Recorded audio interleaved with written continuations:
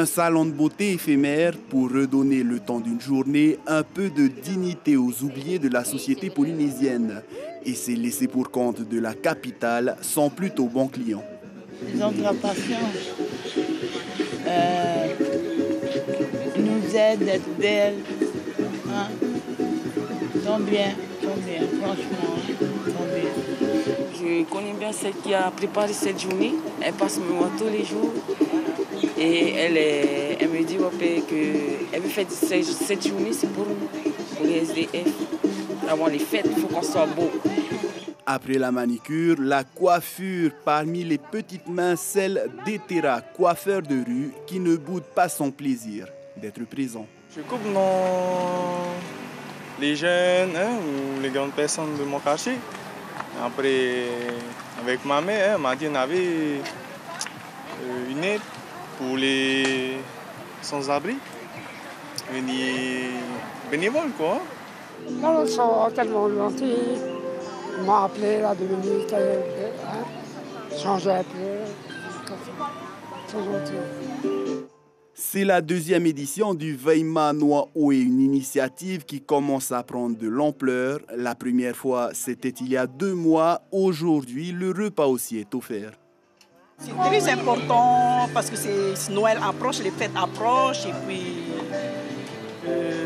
pour nous c'est très important au moins de s'occuper des sans-abri.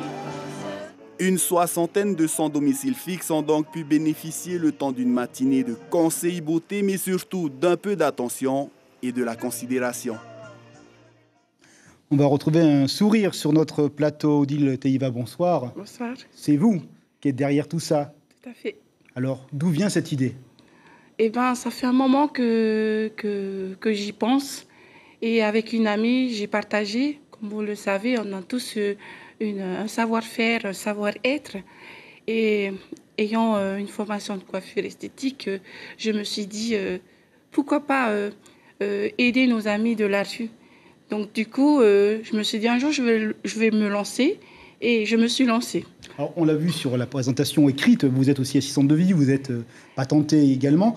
Est-ce que cette éthique du rapport à l'autre, du corps, du rapport à la vie, ce sont des éléments qui donnent cette envie de rencontrer, de partager, de se dire, ben voilà, je suis quelqu'un de bien, je peux encore tenir face à la vie, aux événements? C'est exactement ça. Et donc, oui, je suis assistante de vie de métier. Donc, ça fait 1 an que je suis entrepreneur.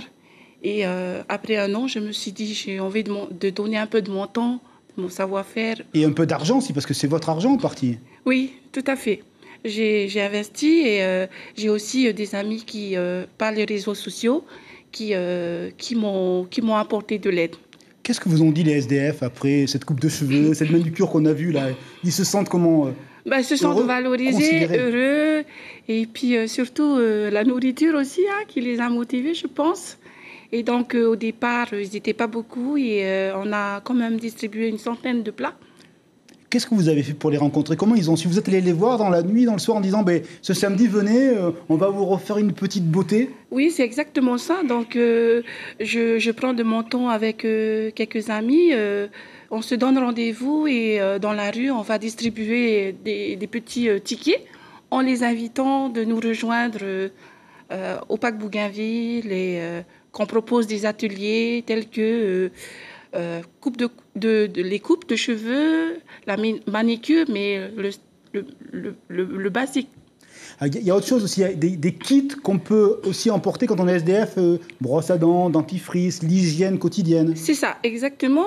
J'ai eu des dons des amis et on a fait des petits paquets que j'ai invités aussi à venir pour qu'ils voient qu'est-ce qu'on fait de ces dons qu'ils donnent. Donc, ils sont venus pour voir un peu... Prochain rendez-vous dans 2 mois, si tout va bien? Tout à fait. Merci Odile pour votre sourire, pour cette belle initiative ici à Papeete.